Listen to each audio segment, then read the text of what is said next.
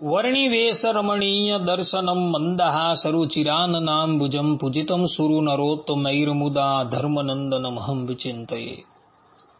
असतो मा षड्गमय तमसो मा ज्योतिर्गमय मृत्युर्मा अमृतं गमयः। ओम शांति शांति शांति।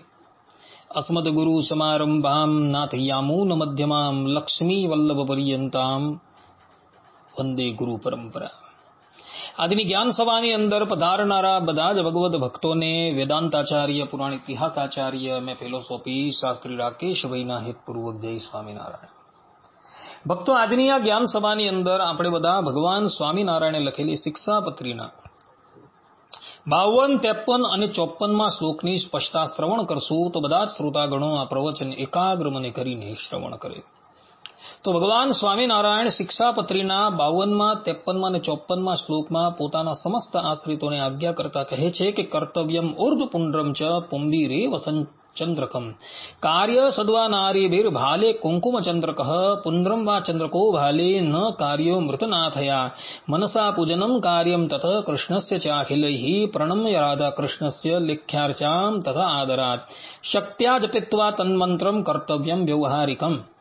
અર્થાત કે પછી સત્સંગી પુરુષ માત્રને ચાંદલે સહિત ઉર્ધ્વપુંડ તિલક કરવું અને સુવાસીની જે સ્ત્રીઓ તેમણે પોતાના ભાલને વિશે કુમકુમનો ચાંદલો કરવું અને તે વિધવા સ્ત્રીઓ માત્રને પોતાના ભાલને વિશે તિલક ન કરવું ને ચાંદલો પણ ન કરવો અને પછી તે સર્વે જે અમારા સત્સંગી તેમણે મને કરીને કલ્પ્યા જે ચંદન પુષ્પાદિક ઉપચાર તેમણે કરીને શ્રી કૃષ્ણ ભગવાનની માનસે પૂજા કરવી અને તે પછી શ્રી રાધા કૃષ્ણની જે ચિત્ર પ્રતિમા તેનું આદર થકી દર્શન કરીને નમસ્કાર કરીને પછી પોતાના સામર્થ્ય પ્રમાણે શ્રી કૃષ્ણનો જે અષ્ટાક્ષર મંત્ર તેનો જપ કરીને તે પછી પોતાનું વ્યવહારિક કામકાજ કરવું। આ પ્રમાણેની આજ્ઞા ભગવાન સ્વામિનારાયણે પોતાના આશ્રિત સત્સંગીઓને આપેલી છે। ક્રમશઃ આ ત્રણેય શ્લોકની ઉપર આપણે સૂક્ષ્મતાથી વિચાર શ્રવણ કરશું। સર્વપ્રથમ ભગવાન સ્વામિનારાયણ 52માં શ્લોકની અંદર કહે છે કે પછી સત્સંગી પુરુષ માત્રને ચાંદલે સહિત ઉર્ધ્વપુંડ તિલક કરવું અને સુવાસીની જે સ્ત્રીઓ તેમણે તો પોતાના ભાલને વિશે કુમકુમનો ચાંદલો કરવો। આ શ્લોકની ઉપર આપણે વિચાર કરીએ તો અહીં ભગવાન સ્વામિનારાયણે પોતાના સમસ્ત આશ્રિત પુરુષોને ઉર્ધ્વપુંડ તિલક કરવાનું કહેલું છે, પરંતુ એમાં વિવેક રાખવાનો છે। ઉર્ધ્વપુંડ તિલક કરવાનો અધિકાર બ્રાહ્મણ, ક્ષત્રિય, વૈશ્ય અને શૂદ્ર આ 4 જણાને છે। જે અસત શૂદ્ર છે તેઓએ ઉર્ધ્વપુંડ તિલક કરવાનો નથી, એ લોકોએ પોતાના ભાલને વિશે કેવળ ને કેવલ ચાંદલો જ કરવાનો છે।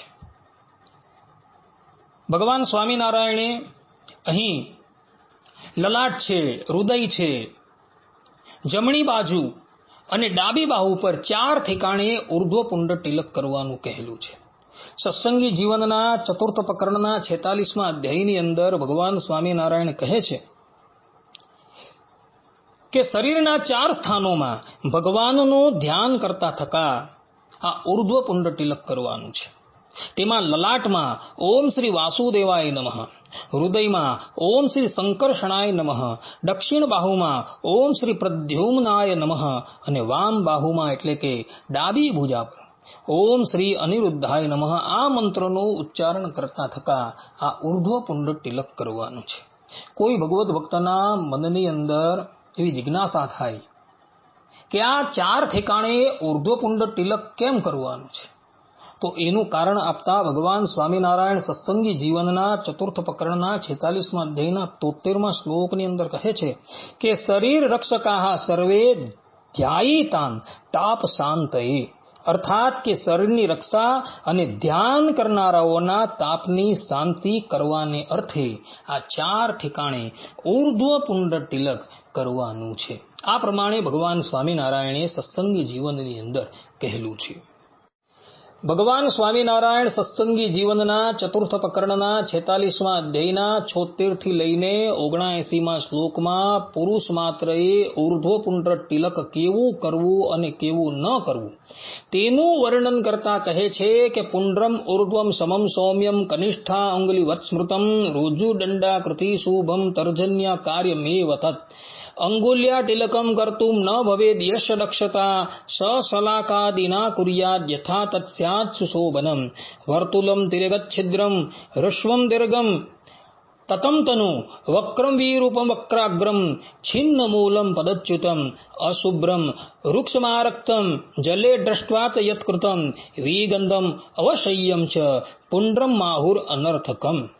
અર્થાત કે તે ઉર્ધ્વપુંડ્ર છેલ્લી આંગળી પરિમિત મધ્ય વિસ્તારવાળું સમરેખાવાળું સૌમ્ય એટલે કે બદ્ધ મૂળ છે માટે રમણીય રુજુ એટલે કે નાસિકા મૂળને આરંભીને કેશાંત પર્યંત સૂક્ષ્મ રેખા દેખાય છે માટે સરળ કુટિલ નહીં માટે જ દંડના જેવી આકૃતિવાળું પ્રિય દર્શન કરવું.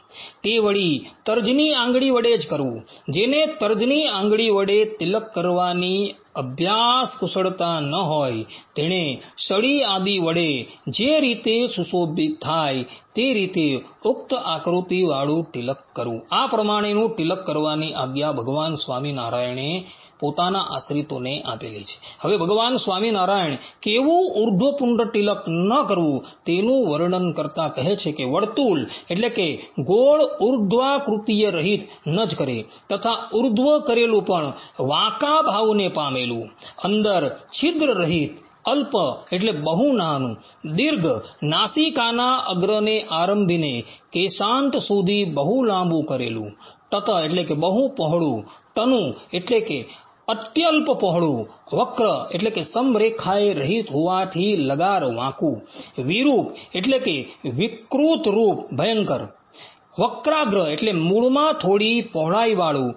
અને ઉપરથી બહુ પહોળાઈવાળું, છિન્ન મૂળ ભાગવાળું એટલે કે બદ્ધ મૂળ નહીં, પદચ્યુત એટલે કે ભાલ મધ્ય પ્રદેશ રૂપ પોતાના સ્થાન થકી અન્યત્ર જ્યાં ત્યાં કરેલું, અશુભ એટલે કે મલિન કે શ્યામ, વૃક્ષ એટલે કે કર્કશ જળ વિના કરેલું, આરક્ત ચારે બાજુ રક્ત વર્ણવાળું, જળમાં જોઈને કરેલું, વિગંધ એટલે કે સુગંધ વર્જિત, અવશય્ય એટલે કે અસહ્ય આકૃતિ વાળું, આવા લક્ષણો વાળું તિલક વૃથાભૂત હોવાથી ન જ કરવું. આ પ્રમાણે ભગવાન સ્વામિનારાયણે અહીં સત્સંગી જીવનમાં પોતાના આશ્રિતોને ઉદ્દેશીને સ્પષ્ટ રૂપે કહેલું છે કે મનુષ્યએ અર્થાત કે અમારા આશ્રિતોએ પોતાના ભાલમાં અતિ સૌમ્ય ઉર્ધ્વપુંડ્ર તિલક કરવાનું છે અને એ ઉર્ધ્વપુંડ્ર તિલક પણ વાંકું ચૂકું નહીં પરંતુ સીધું હોવું જોઈએ.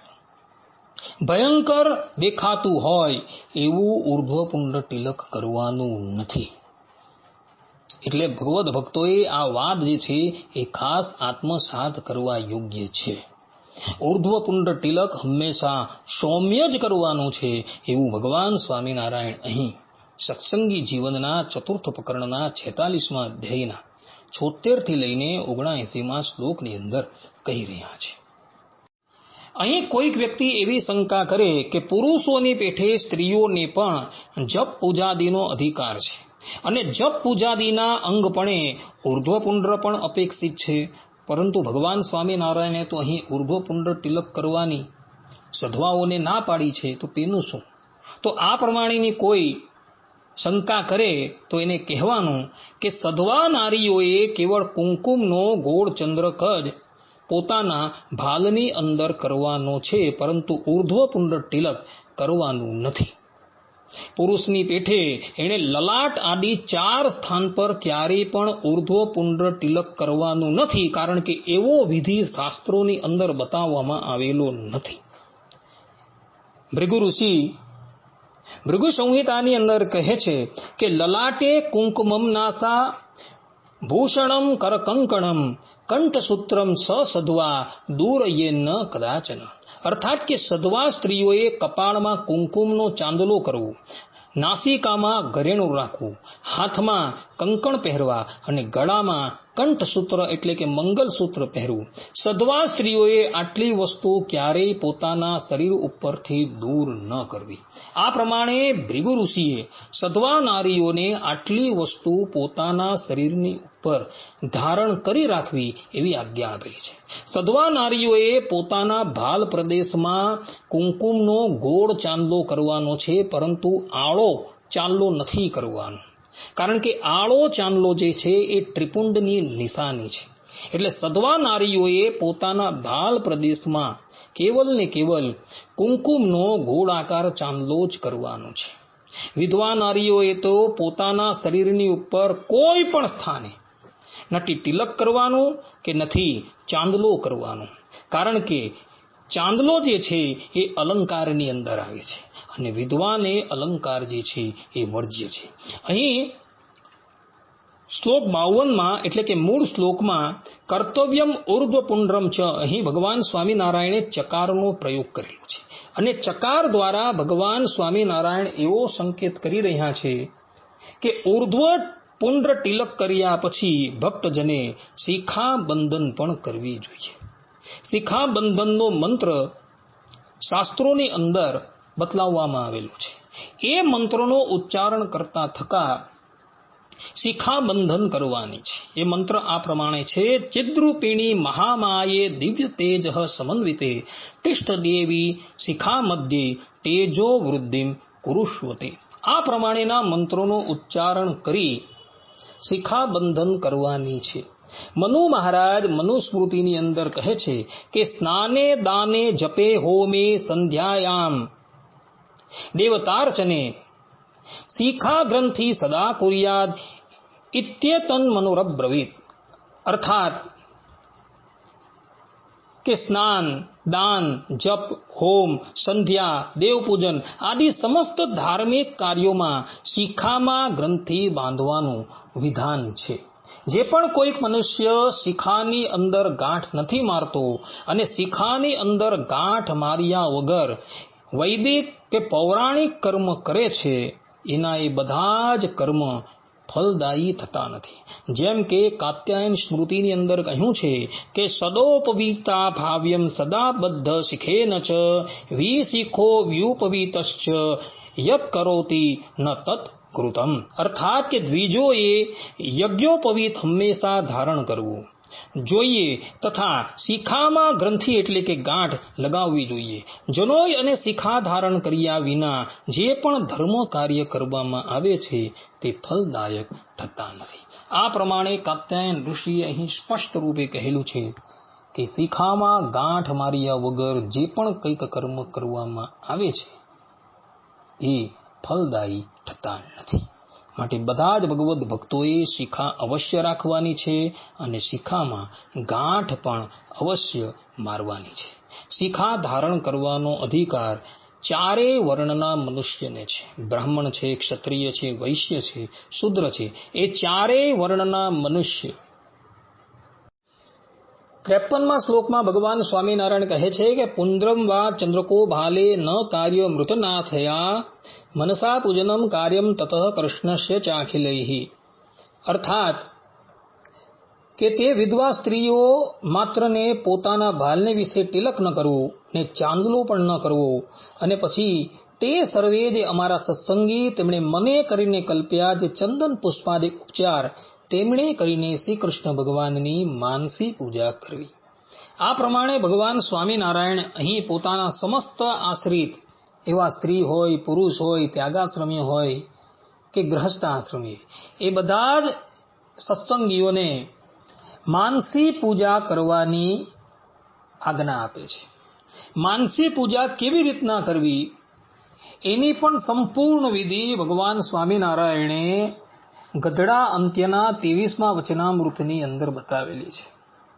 ત્યાં ભગવાન સ્વામિનારાયણ કહે છે કે ભગવાનનો ભક્ત હોય તે નિત્ય ભગવાનની માનસી પૂજા કરે.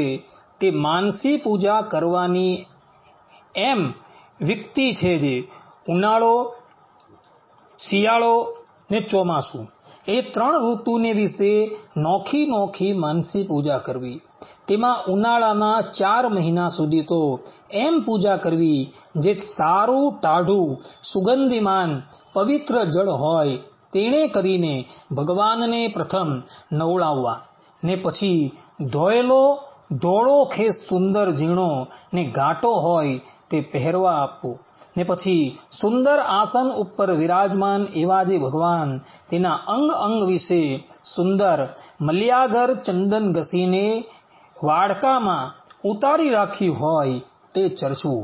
તે પ્રથમ તો લલાટને વિશે ચર્ચીને લલાટને સારી પેઠે નિરખવું તથા હાથને વિશે ચર્ચીને હાથને સારી પેઠે નિરખવા તથા હૃદય, ઉદર, સાથળ, પિંડીએ આદિક જે અંગ તેને વિશે તે ચંદનનું લેપન કરીને તે અંગને નિરખવા તથા ચરણારવિંદની ઉપર ને તળે ચંદન કુમકુમ ચોપડવું ને તે ચરણારવિંદરને નિરખવા.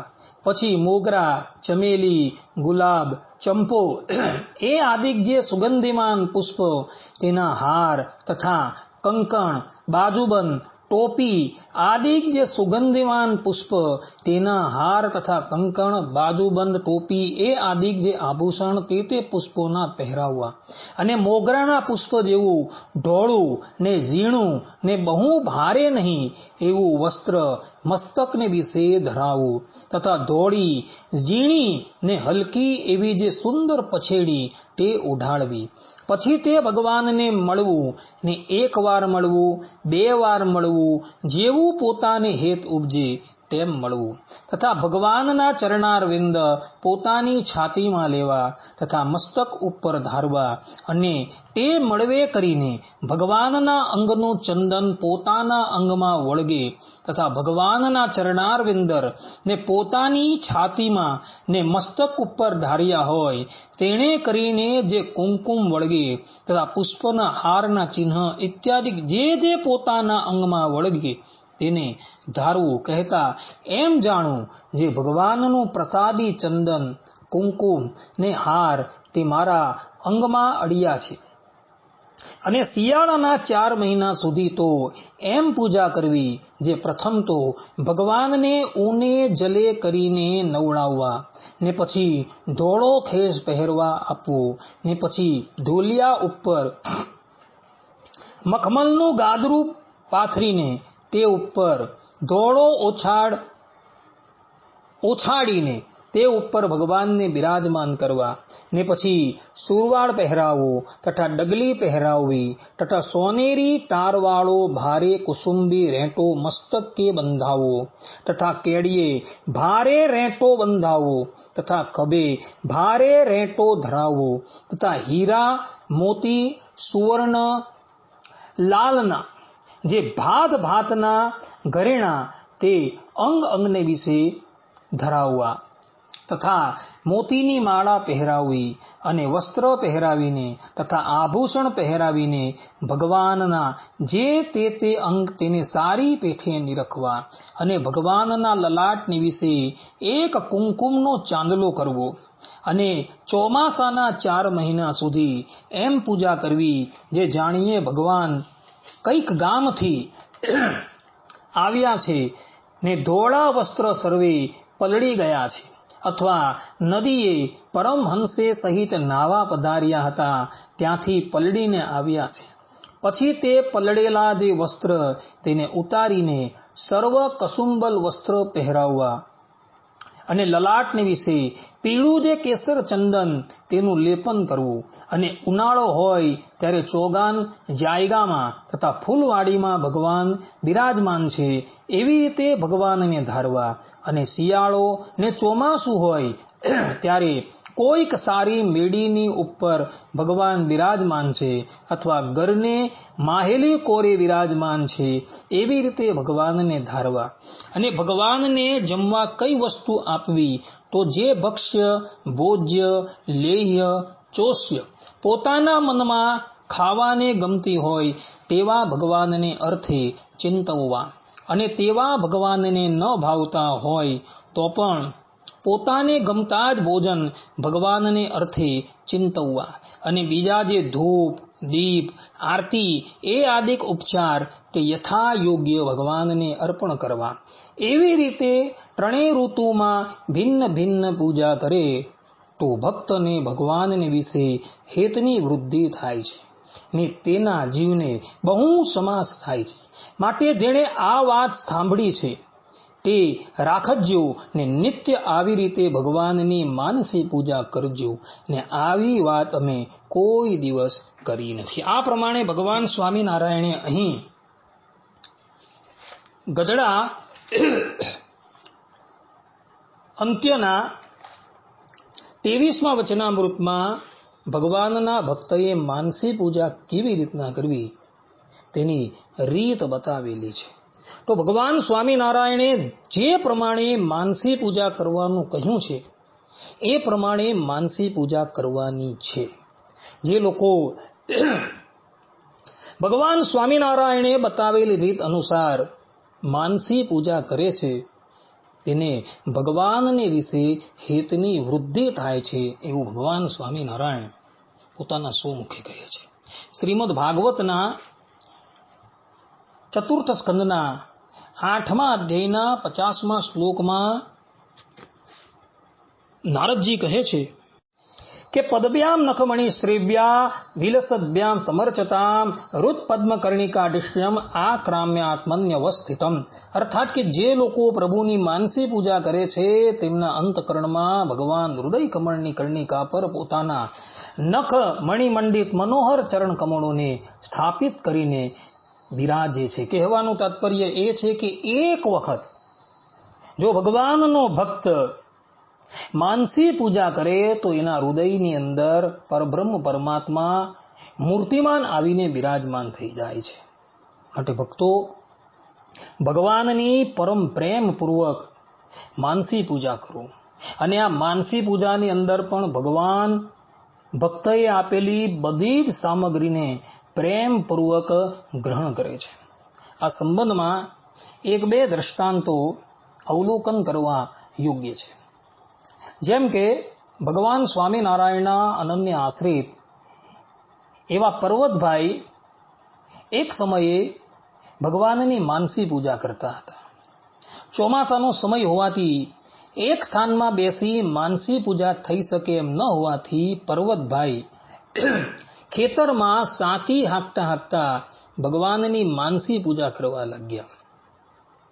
માનસી પૂજામાં પર્વતભાઈએ શ્રીજી મહારાજને એક સુંદર બાજટની ઉપર બિરાજમાન ગયા અને એવો પરમ પ્રેમથી ભગવાન શ્રી હરિને દહીં અને રોટલો જમાડતા હતા. મોટી તાંસળી ભરી સ્વાદિષ્ટ ઘાટું દહીં મહારાજના થાળમાં મૂકેલું હતું અને પર્વતભાઈ પ્રેમપૂર્વક ભગવાનને એ દહીં અને રોટલો જમાડતા હતા. પર્વતભાઈ પ્રેમમાં એટલા બધા મગ્ન હતા કે એમને પોતાની સાથી ક્યાં ચાલે છે એ પણ ખબર નથી. એવા સમયમાં પર્વતભાઈની બાજુમાં જ સાથી હાંકતા એમના ભાઈ ભીમભાઈએ જોયું કે પર્વતભાઈ અત્યારે સાથી હાંકતા હાંકતા સૂઈ ગયા લાગે છે. એટલે એવોએ પર્વતભાઈને નિદ્રામાંથી જગાડવાને અર્થે પર્વતભાઈને ઠેબુ માર્યું. એટલે પર્વતભાઈ સફાળા જાગી ગયા અને જેવા એ જાગી ગયા ત્યાં માનસી પૂજામાં એવો ભગવાન શ્રી હરિને દહીં ને રોટલો જમાડતા હતા એ પ્રત્યક્ષ થઈ ગયો અને દહીં અને રોટલો સાટીની ઉપર પડ્યો. ભીમભાઈ તો આ દ્રશ્ય જોઈને આશ્ચર્યચકિત થઈ ગયા અને પછી એ ભીમભાઈ પર્વતભાઈ પ્રત્યે બોલ્યા કે પર્વતભાઈ આ દહીં અને રોટલો ક્યાંથી આવ્યા? ત્યારે પર્વતભાઈ કહ્યું કે ભાઈ હું માનસી પૂજામાં ભગવાન શ્રી હરિને દહીં અને રોટલો જમાડતો હતો અને અચાનક તમે મને ઠેબુ માર્યું એટલે હું જાગી ગયો એટલે દહીં અને રોટલો જે છે એ ધોળાઈ ગયા હતા. આ પ્રમાણે માનસી પૂજામાં પર્વતભાઈ ભગવાન શ્રી હરિને દહીં અને રોટલો જમાડતા હતા. એ ભગવાન શ્રી હરિ પ્રત્યક્ષ જમતા હતા. એટલે ભગવાનનો ભક્ત જ્યારે માનસી પૂજા કરે ત્યારે એને પ્રત્યક્ષનો ભાવ લાવી માનસી પૂજા કરવાની છે. બીજું એક દ્રષ્ટાંત વલ્લભ સંપ્રદાયના 252 વૈષ્ણવની વાર્તામાં આવે છે. 252 વૈષ્ણવની વાર્તા 114માં એક કથા આવે છે.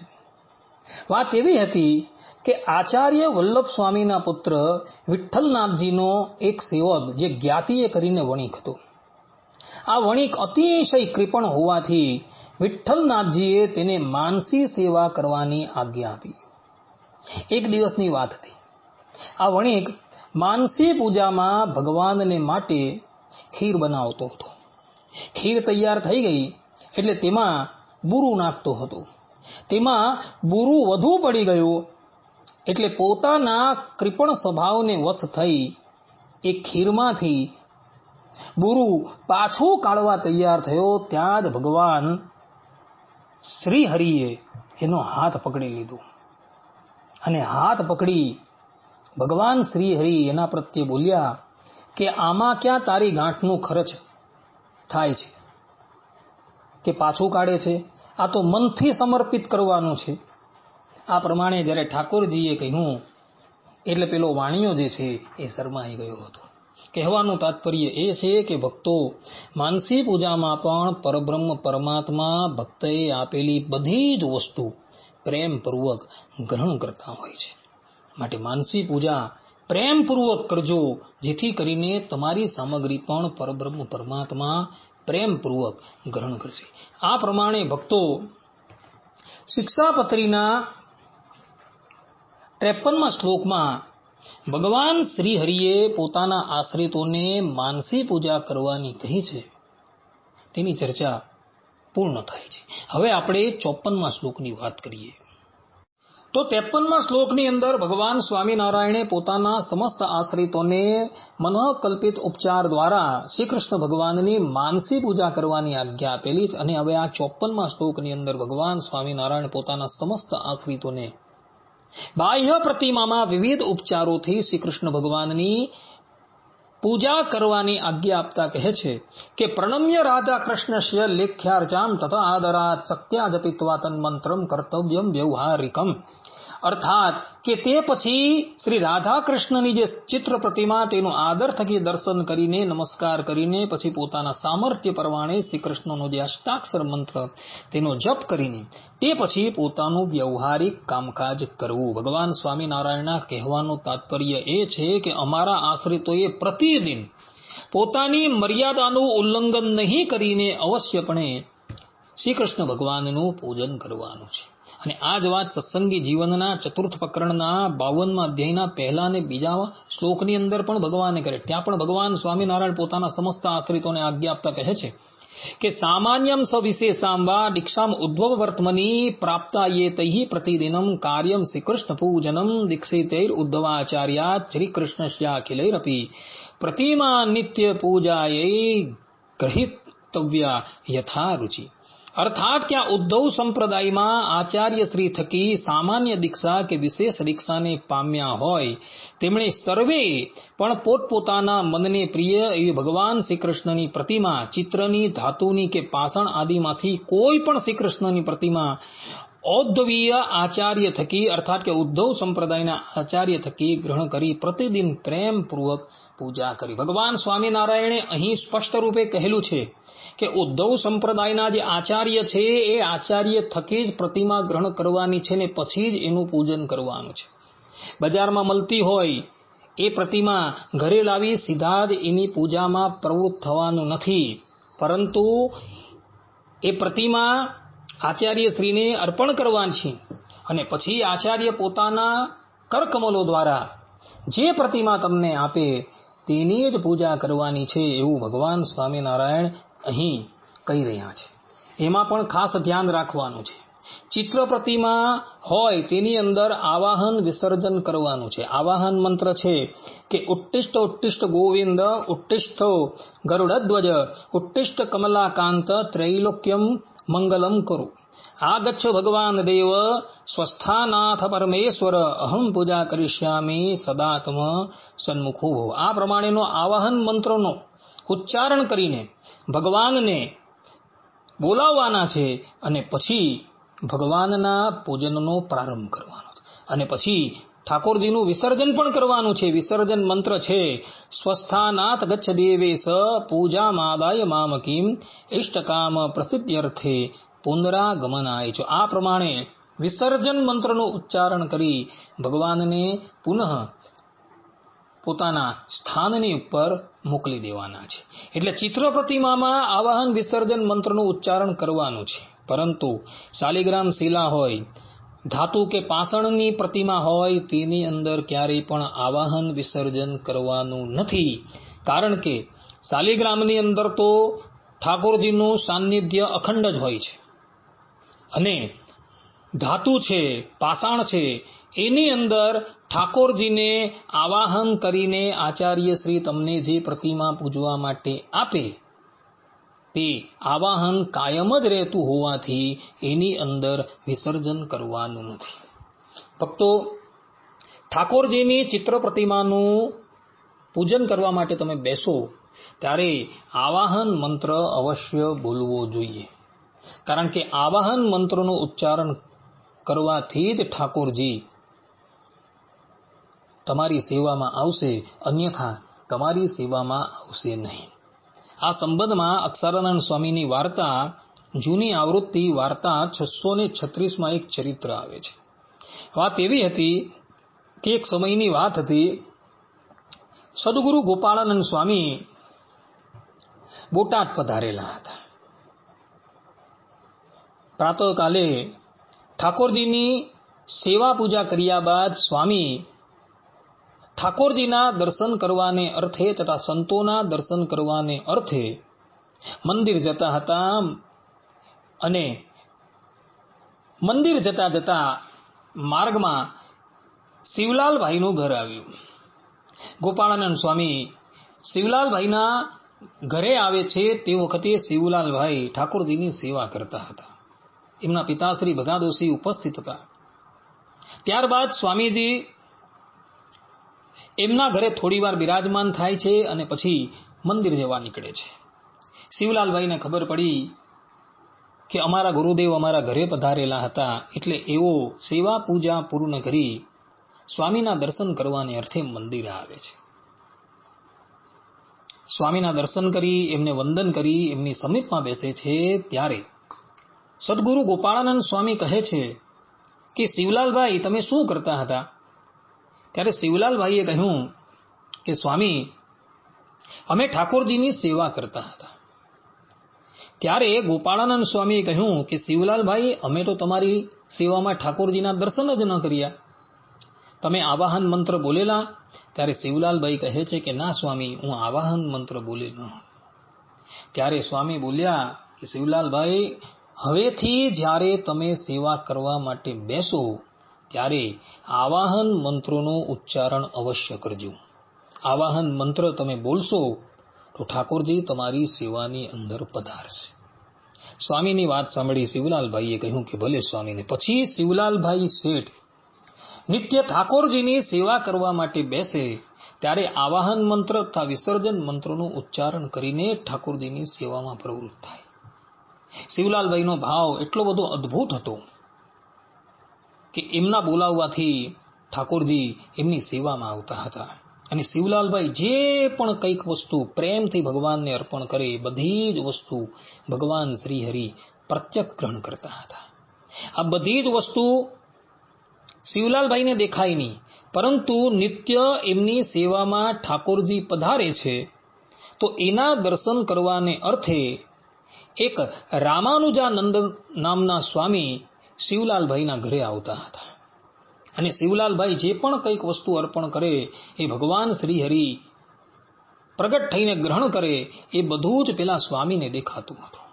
એક દિવસની વાત હતી, શિવલાલભાઈ ને કંઈક વ્યવહાર પ્રસંગે પોતાના સેવકની સાથે કંઈક વાત કરવી પડી, અને એને લઈને ભગવાન શ્રી હરિ સેવામાંથી ઊભા થઈને ચાલી લાગ્યા.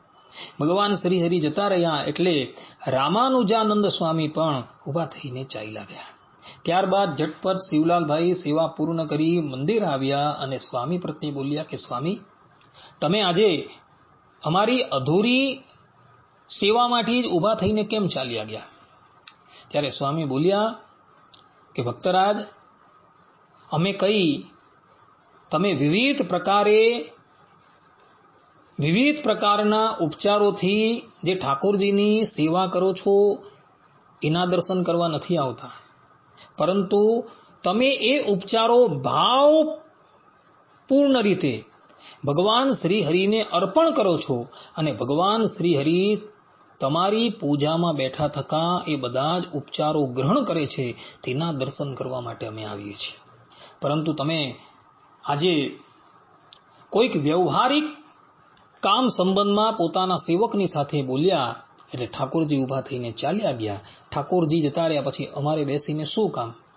આ પ્રમાણે જ્યારે સ્વામીએ કહ્યું એટલે શિવલાલભાઈએ નિયમ લીધો કે હવે પછી હું ક્યારેય પણ ઠાકોરજીની સેવા કરીશ તો મધ્યમાં કોઈ પણ જગત સંબંધી વાત કરીશ નહીં. કહેવાનો તાત્પર્ય એ છે કે ભક્તો, જ્યારે તમે ચિત્ર પ્રતિમામાં આવાહન મંત્ર દ્વારા ઠાકોરજીનું આવાહન કરો છો ત્યારે એ ચિત્ર પ્રતિમામાં ભગવાન સ્વયં આવીને બિરાજમાન થઈ જાય છે. અને જ્યારે તમે વિસર્જન કરો છો ત્યારે ઠાકોરજી પુનઃ પોતાના સ્થાન પર જતા રહે છે. માટે ભક્તો, ચિત્રની પ્રતિમામાં આવાહન અને વિસર્જન કરજો. પરંતુ ધાતુની પ્રતિમા હોય કે પાષાણની પ્રતિમા હોય કે શાલિગ્રામ હોય, ભગવાન સ્વામિનારાયણ આ શ્લોકના અંતિમ પાદની અંદર કહી રહ્યા છે, શક્ત્યા જપિત્વા તન્મંત્રમ કર્તવ્યમ વ્યવહારિકમ. અર્થાત કે તે પછી શ્રી રાધાકૃષ્ણની જે ચિત્ર પ્રતિમા તેનું આદર થકી દર્શન કરીને નમસ્કાર કરીને પછી પોતાના સામર્થ્ય પ્રમાણે શ્રી કૃષ્ણનો જે અષ્ટાક્ષર મંત્ર તેનો જપ કરીને તે પછી પોતાનું વ્યવહારિક કામકાજ કરવું. આ પ્રમાણે ભગવાન સ્વામિનારાયણે પોતાના સમસ્ત આશ્રિતોને આજ્ઞા આપેલી છે. કહેવાનું તાત્પર્ય એ છે કે શ્રી કૃષ્ણ ભગવાનની માનસી સેવા અને બાહ્ય પૂજા કર્યા બાદ દરેક સત્સંગી માત્રએ, ચાહે એ ગૃહસ્થાશ્રમી હોય કે ત્યાગાશ્રમી હોય, તેણે શ્રી કૃષ્ણ ભગવાનના અષ્ટાક્ષર મંત્રનો જાપ કરવાનો છે. આ અષ્ટાક્ષર મંત્ર અનંતકોટી બ્રહ્માંડ નાયક પરબ્રહ્મ પરમાત્મા ભગવાન શ્રી કૃષ્ણએ ઉદ્ધવ અવતાર રામાનંદ સ્વામીને વૃંદાવન ધામને વિશે આપેલો હતો. અને એ પરંપરાની અંદર અધ્યાપી આપણા આચાર્ય મહારાજ દરેક મુક્ષોને એ મંત્ર પ્રદાન કરે છે. તો એ અષ્ટાક્ષર મંત્રનો જાપ દરેક સત્સંગીઓએ કરવાનો છે. ભગવાન શ્રી કૃષ્ણ શ્રીમદ ભગવદ્ ગીતાના 10મા અધ્યાયની અંદર કહે છે કે યજ્ઞાનામ જપ યજ્ઞો અસ્મિ, અર્થાત કે યજ્ઞની અંદર હું જપ યજ્ઞ છું. જપ યજ્ઞને ભગવાન શ્રી કૃષ્ણએ પોતાની વિભૂતિ તરીકે કહેલું છે. માટે દરેક સત્સંગીઓએ આ અષ્ટાક્ષર મંત્રનો જાપ અવશ્ય કરવાનો છે, કારણ કે આ પ્રમાણેની વિધિ છે. ભગવાન શ્રી હરિએ પોતાના સમસ્ત આશ્રિતોને અષ્ટાક્ષર મંત્રનો જાપ કરવાનું કહ્યું છે. એટલે દરેક સત્સંગીઓએ અષ્ટાક્ષર મંત્રનો જાપ કરવાનો ને ત્યારબાદ પોતાના વર્ણાશ્રમ પ્રમાણે એણે પોતાની વૃત્તિની અંદર અર્થાત કે વ્યવહારિક કાર્યની અંદર પ્રવૃત્ત થવાનું છે, એવું ભગવાન સ્વામિનારાયણ અહીં કહી રહ્યા છે. મનુષ્ય નરનાટ્ય ધારણ કરીને આવેલા ભગવાન સ્વામિનારાયણ ઉદ્ધવ સંપ્રદાયની ગાદીને અલંકૃત કરતા હતા, ત્યારે ભગવાન સ્વામિનારાયણ પણ પોતાના આચરણથી પોતાના આશ્રિતોને ઉપદેશ આપવાને અર્થે નિત્ય અષ્ટાક્ષર મંત્રોનો જાપ કરતા હતા. એટલે આપણે બધાએ પણ આપણે ગુરુ પરંપરામાં પ્રાપ્ત થયેલા અષ્ટાક્ષર મંત્રોનો જાપ અવશ્ય કરવાનો છે. અને પછી આપણે વ્યવહાર કાર્યની અંદર પ્રવૃત્ત થવાનું છે, એવું ભગવાન સ્વામિનારાયણ અહીં શિક્ષાપત્રીના 54મા શ્લોકની અંદર કહી રહ્યા છે.